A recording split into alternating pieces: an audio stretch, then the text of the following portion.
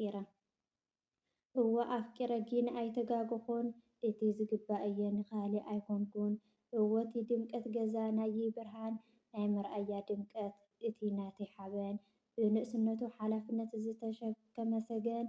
ኣብዚ ዘብፅሐኒ ኢለ ላዕልን ታሕትን እወ ወሪዱ ሽንጥረን ጎቦታትን እወ ወሪዱ ሽንጥረን ጎቦታትን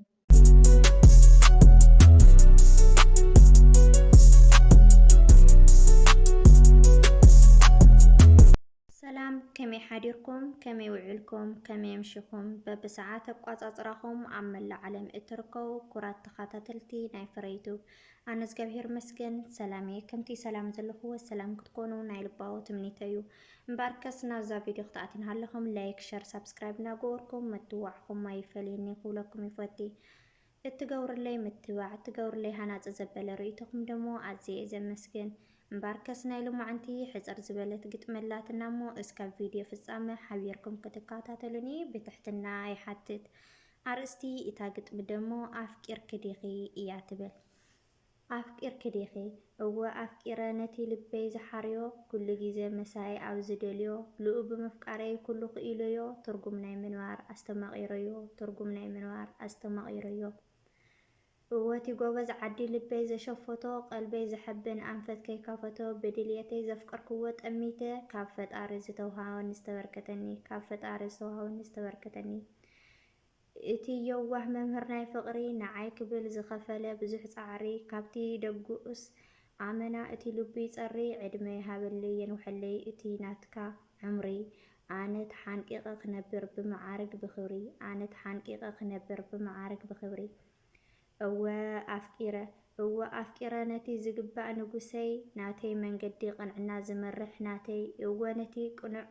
ዝኾነ ምርጫ ሓጎሰይ ናይ ምንባር መምህረይ እቲ ቅድሰይ ብኡኡ ዘይኽእለኒ ኣቲኻ ድኹም ጎኒ ብኡኡ ዘይኽእለኒ ኣቲኻ ድኹም ጎኒ ዓይነይ ጠሚቱ ልበይ ኣፍቂሩ ኣይተጋገየን ብጣዕሚ ጽቡቕ ገይሩ ኣይጎድአንን ኣይጠልመንን ለሓዋሩ ኣብ ቃል ዝኣምን ኣይኮነን ኣርኢኒ ብተግባር ብፍጹም ተጣዒሰ ኣይፈልጥን ልበይ ብምፍቃሩ እወ ኣፍቂረ ነቲ ኮኸብ ጽባሕ ወጋሕታ ነቲ ዝሕንቅቐኒ እቲ ናየ ንጉስ ጌታ ኣብዚ ዘብፅሐኒ ዘደኸመለይ ከርተታ ኣብ ሕቑፎ ዘማሙቕ ግልጽ ከብል ኮቶ እቱ ናቱ ልቢ ኣብ ናተይ ምንባር እዩ ትኹረቱ ኩሉ ግዜ ክደምቕ ይሃርፍ ከም ፀሓይ ወጋሕታ ኩሉ ግዜ ክደምቕ ይሃርፍ ከም ፀሓይ ወጋሕታ ፍትወይ ጎይታ ዋይ ተወልኩኻስ ይውሕደካ እምበር ፈጺሙ ዘይበዝሐካ ንኹሉ ክኢልካ ፍሽኽታ ምስ ፍቕርኻ ተፈታዊ ጥዑም ላዛ ኩሉ ዝሃርፈካ ተፈታዊ ጥዑም ላዛ ኩሉ ዝሃርፈካ ናይ መምህር ህይወተይ ዘድመቕካላ መምህር ናይ ተግባር ዝሓበንካላ ኣውራጃ ኣድያቦ ቃላት መሪፀልካ እንተኾነ ግን ስኢነ ዝገለጽ ንዓኻ እንተኾነ ግን ስኢነ ዝገለጽ ንዓኻ እወ ኣፍቂረ ግን ንኣይተጋገኹን ነቲ ዝግባእ እየ ንኻልእ ኣይኮንኩን እወ ነቲ ድምቀት ገዛይ ናዪ ብርሃነይ ናይ መርኣያ ድምቀት እቲ ናተይ ሓበነይ ብንእስነቱ ሓላፍነት ዝተሸከመ ሰገነይ ኣብዚ ዘብፅሐኒ ኢሉ ላዕልን ታሕትን እወ ወሪዱን ሽንጥረን ጎቦታትን እወ ወሪዱ ሽንጥረን ጎቦታትን ኣነ ንዓኻ ከምዚ ገይረ ክሪኤካ ዝገበረኒ እቲ ናትካ መስዋእቲ ኩሉ ሓጊዝኒ እቲ ተግባርካ ኩሉ እዩ ኣምሂሩኒ ናይ ልበይ ንጉስ እስትስምዐኒ ናይ ልበይ ንጉስ እስትስምዐኒ ኣሎዶ ካማኻ ምስ ድኽመተይ ዝቕበለኒ እወ ከምቲ ናትካ እሕንቂቑ ዘፍቅረኒ ኣብ ዝተጋገኽዎ ኣሪሙ ዝምዕደኒ ናይ መንገዲ ቅድሳን ዝመርሐኒ ናብ መንገዲ ቅድሳን ዝመርሐኒ ይፈልጥ እየ ካማኻ ከምዘየግኒ ንእሽተይ ፍትወተይ ተገለጽኩልካ ኣፍቂራ ይውልኒ ኣነ ግን ንዓኻ ዝገልጽ ቃል ሓፂርኒ ብዘይ ንስኻ ግን የለን ዝረአየኒ ብልበይ እምበር ኣይወልኩን ብዓይኒ ብልበይ እምበር ኣይወልኩን ብዓይኒ ኣሚነይ ተኣማኒ ኣብ መትከሉ ጽኑዕ እወ እጃምካ ዘወፍኻ ህይወት ክቐንዕ ኣነ ክሕንቅቕ ንስኻ ቀትሪ ለይቲ ደርጓዕ ጽቡቐይ ዝሐጉሰካ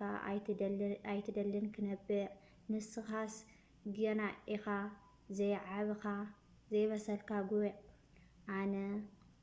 ንስኻስ ገና ኢኻ ዘይዓብኻ ዘይበሰልካ ጉዕ ኣብ ንእስነትካ ለኣይ ወኒንካ ትስስእ ኣብ ንእስነትካ ለኣይ ወኒንካ ትስስእ እቲ ዘይተሓለለ ዘላቒ ፍትወትካ ፍቕሪ ብተግባር ንዓይ ዘርእኻ ኣብ ክንዳየይ ብዙሕ ዝደኸምካ ኣነ ክፅብቕ ንስኻ ዝሓመቕካ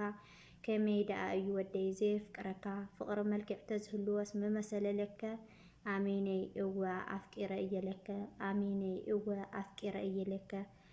ለኣኻ ምፍቃረይ ብርቂ የኾነ ግዴታ እዩውን ብናማነይ ብስምካ ዝፅውዕ ኩርዓት ሓበነይ ኣቦይ መተካእታ ኣለዎ ዓለም በይነይ ኣቦይ መተካእታ ኣለዎ ዓለም በይነይ እወ ኣፍቂረ እየለከ ኣተኣሚነይ እወ ኣፍቂረ እየለከ ኣተኣሚነይ